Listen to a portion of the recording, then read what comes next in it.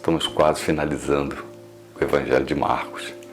Hoje nós leremos o capítulo 12 do Evangelho de Marcos, dos versículos 28 até o 33. Nós lemos assim: Chegando um dos escribas, que ouviu a discussão entre eles e viu que Jesus tinha uma boa resposta, perguntou-lhe. Ele havia visto a discussão entre Jesus e os saduceus sobre a ressurreição. Viu que Jesus foi muito sábio na sua resposta e ele pergunta para Jesus, no versículo 28, qual é o principal de todos os mandamentos? Versículo 29, Jesus respondeu, o principal é: escute, ó Israel, o Senhor nosso Deus é o único Senhor. Ame o Senhor, seu Deus, de todo o seu coração, de toda a sua alma, de todo o seu entendimento e com toda a sua força.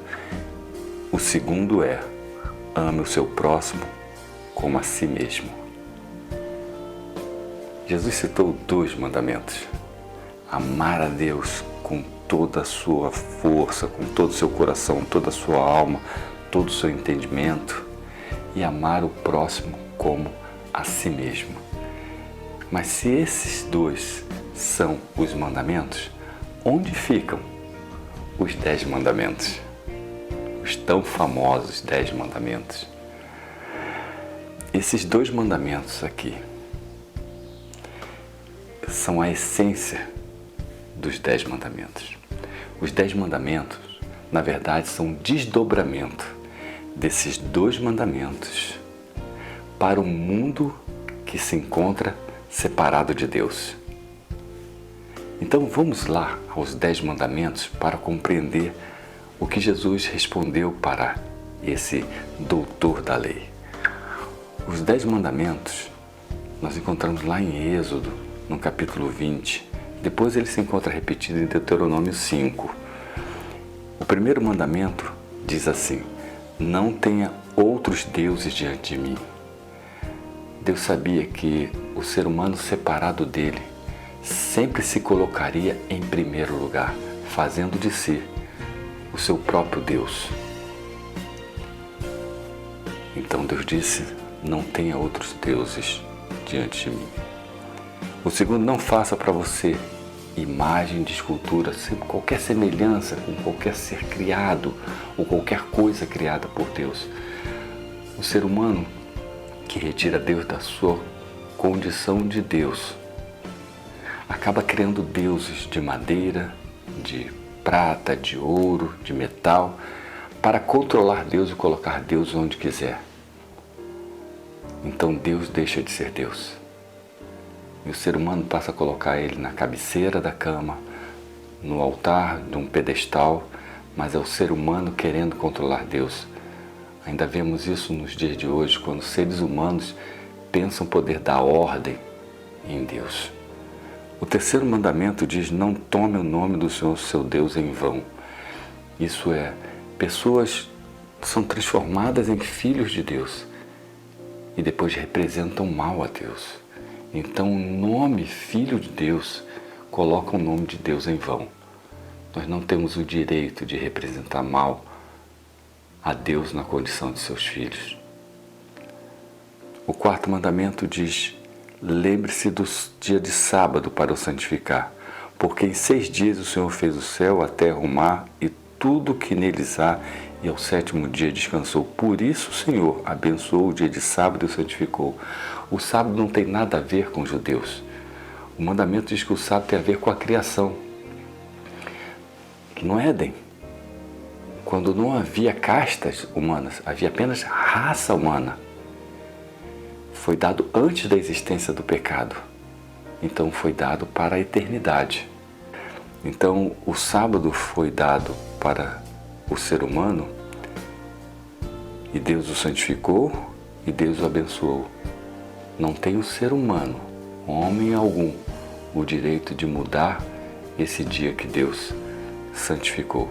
Então esses 4 mandamentos, os 4 primeiros, diz respeito àquilo que Jesus disse: amarás o seu teu Deus com toda a tua força, toda a tua alma, todo o teu entendimento, todo o seu coração. São os primeiros 4. Os 6 últimos dos 10 mandamentos vai dizer respeito ao que Jesus disse que o segundo é: amarás o teu próximo como a si mesmo. Então o 5º mandamento diz: honra o seu pai e a sua mãe. Nós não podemos ver Deus, nós podemos ver os nossos pais. Então nós precisamos honrar os nossos pais, ser uma honra para eles. E os pais precisam cuidar dos seus filhos, sendo representante de Deus para eles também. O 6º mandamento diz: não matar. Não mate. Como o mundo seria outro se apenas esse item dos 10 mandamentos fosse obedecido em todo o mundo. Se ninguém matasse ninguém, nós já viveríamos num mundo melhor. Mas Jesus disse: não matar, não ofender, não maltratar. O 2º é: não cometa adultério. Deus tornou o matrimônio algo santo, porque o matrimônio, assim como o sábado, foi instituído por Deus antes da existência do pecado.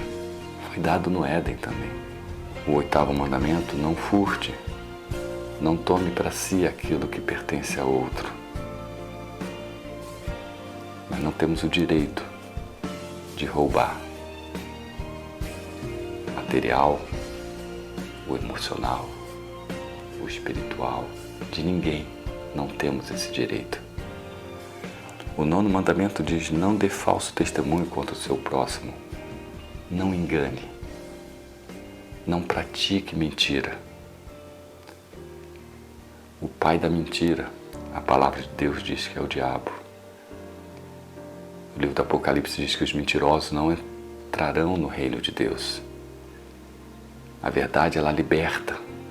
Ela traz alívio para quem precisa da verdade e para quem doa a verdade.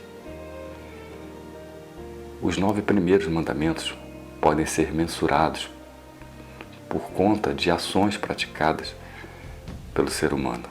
Mas o 10º mandamento, ele diz assim: não cobice a casa do teu próximo, nada do seu próximo. Mas o 10º mandamento, ele não pode ser mensurado porque ele é praticado dentro do coração. A cobiça leva ao orgulho e leva ao afastamento total de Deus. Na verdade, o 10º mandamento faz com que quebremos todos os outros mandamentos. Então não devemos cobiçar nada que não seja nosso. Continuando Marcos, a partir do versículo 32. Então disse o escriba: muito bem, mestre. É com verdade que o Senhor disse que Deus é único e que não há outro além dele.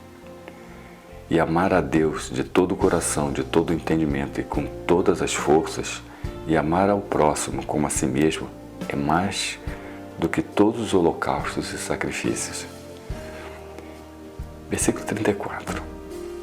Vendo Jesus que o escriba havia respondido bem, isso é, o doutor da lei, havia respondido com excelência, declarou-lhe: você não está longe do reino de Deus. E ninguém mais ousava fazer perguntas a Jesus. Algo interessante no que Jesus disse. Disse para ele: você não está longe do reino de Deus. Quem não está longe, ainda não está dentro. Conhecer a lei não nos salva. Praticar a lei também não nos salva. O que nos salva é a graça salvadora de Jesus. É aceitar Jesus como sendo o legislador da lei, o Senhor da lei, aquele que nos salva. A lei pode nos condenar? Pode, toda lei pode condenar alguém. Mas a lei pode nos salvar? Não.